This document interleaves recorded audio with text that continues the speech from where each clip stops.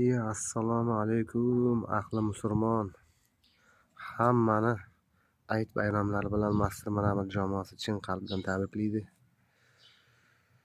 Video montajimni ikkinchi etajdan olishimning sababi men qilgan taroqlarimni bitta maqtangim keldi. Chunki yaxshigina mehnat bo'lgan bu yerda.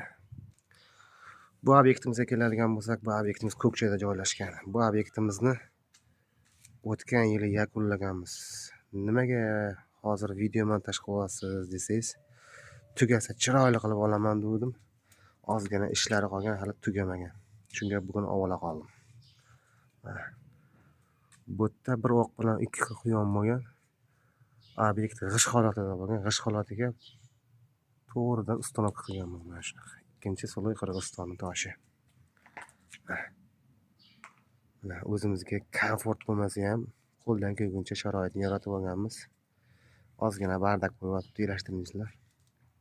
Oppa, mana bu garaj qismimiz, garaj qism. Polностью mana shunaqa dizaynlar bilan olib chiqqanmiz. Bu letniy kuxnyamiz bo'ladi. Bu yerga ham polностью tosh ustonovka bo'lgan, uyni egalari o'zlari shunaqa dizayn bergan hisobiga.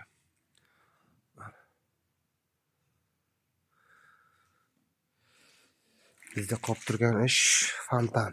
Fontan manaqa sharshara. Mana shu joyda sharshara toshimiz qolganda, bu tosh endi Italiyadanmi, mana shu yerdan anaqadan olib kelish kerak ekan. Shunga turib kutib turibmiz. Bu bo'lsa obyektimizning ko'cha qismi. 10 oy xizmat ko'rsatganmiz. Ko'pmas bir 2,5 ta sochimni oqartirgan obyekt. Mana nechi baho. Uy egalariga taroq fasonimiz juda ham yoqqanligi sababli ko'p joyda taroq fasondan foydalanganmiz. Mana shunaqa xizmatlar bo'lsa, har doimgidek pastdan meni qoldiraman. Sog' bo'lasizlar, salomat bo'lasizlar. Mana 1 yil turdi, hech qanaqa joyda ko'chgan, tushgan joy yo'q. Toshlar oqarib, o'zini holatiga qaytish jarayonida.